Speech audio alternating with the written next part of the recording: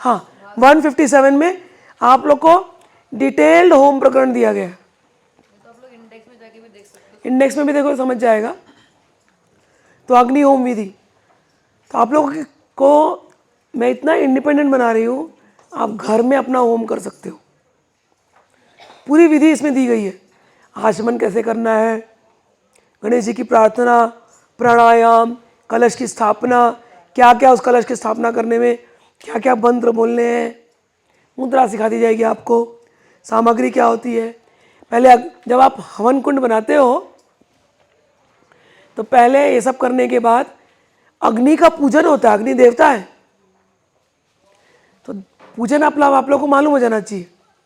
पूजन हमेशा 5 चीज़ों से होती है मिनिमम, पंचोपचार। तो अग्नि तो साक्षात अग्नि है, तो उनको भी हम वही आचमनी देते हैं, उनको भी धूप दिखाते हैं, पुष्प अर्पित करते हैं, सब उनको बुला करके चरण के लिए अर्घ देते हैं। एक बात और, अग्नि का पूजन जब करते हैं डायरेक्टली पानी को अग्नि में नहीं डालना चाहिए, अग्नि और पानी की बड़ी दुश्मनी है, डालना नहीं चाहिए, साइड में। तो अग्नि के जो हिस्से का एक छान में हमेशा एक पात्र होगा, आचमनी पात्र, उसमें उठा करके आपने डाल दिया। तो एक ग्लास जैसा होता है, चम्मच होता है, एक छोटा प्लेट होता है, तो चम्मच से निकाला, उनके आचमन का उस प्लेट में डाल दिया, बाद में उसको पेट में डाल देना, ठीक है।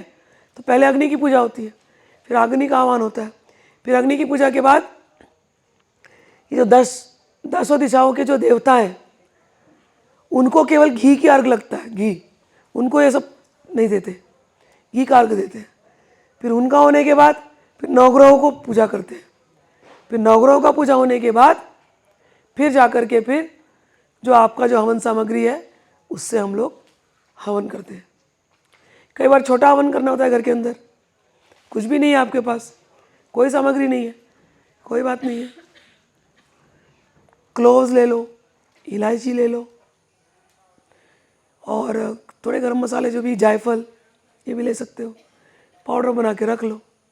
छोटा सा वो जो धूप वाला जो होता है ना, निराजन दिखाने वाला, कर्पूर वाला, उसमें भी ऐसा 5-6 होती, तो ये पाउडर की डाल सकते। फूल सुखा लो, मोगरे के फूल सुखा लो अच्छे, वो सब डाल सकते हो।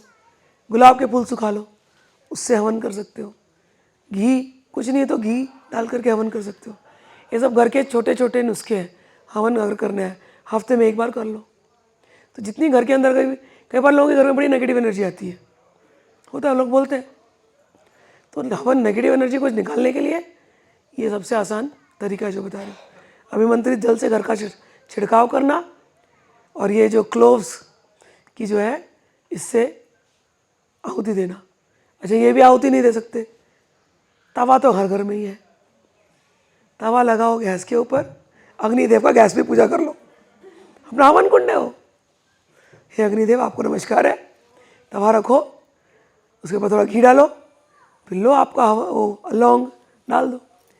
अगर कुछ लगता हो किसी ने नेगेटिव किया है, उसके नाम का डाल दो 21, कि भैया सारा नेगेटिव उतारो इधर से, बुरा नहीं चाहो किसी का, भाई तेरी काली नज़र मेरे को लगी है, तेरी काली नज़र दूर जाए।